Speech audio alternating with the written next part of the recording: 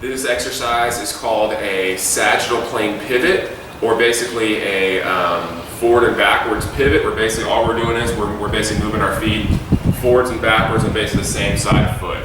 Alrighty? As we do that, we're going to add some arm reaches with this. So the first thing we're going to do is basically our hands are going to move in sync with what our feet, with basically what my right foot's doing.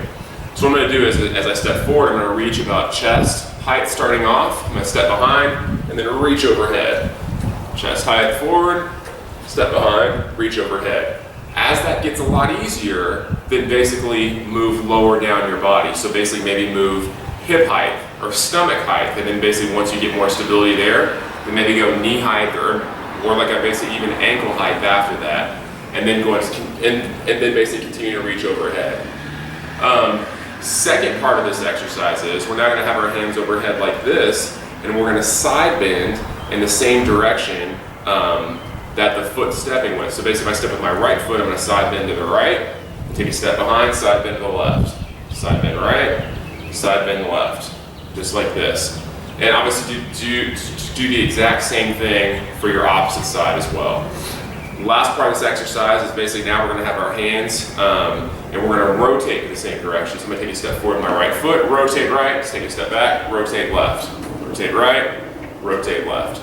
To make this exercise more challenging, you can have your arms way out here to basically give you a bigger lever arm to rotate with.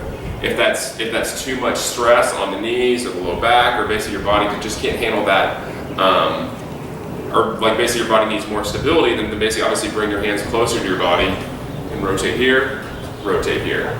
The other thing to remember with this exercise is start off your distance small, because of course those of you that have knee pain, if you take a way big step out here, your body's not going to have the stability to basically support you. So start off small, and basically once that gets easier, then basically add a little speed. So maybe basically keep that same distance, kind of get there and come back a little bit faster.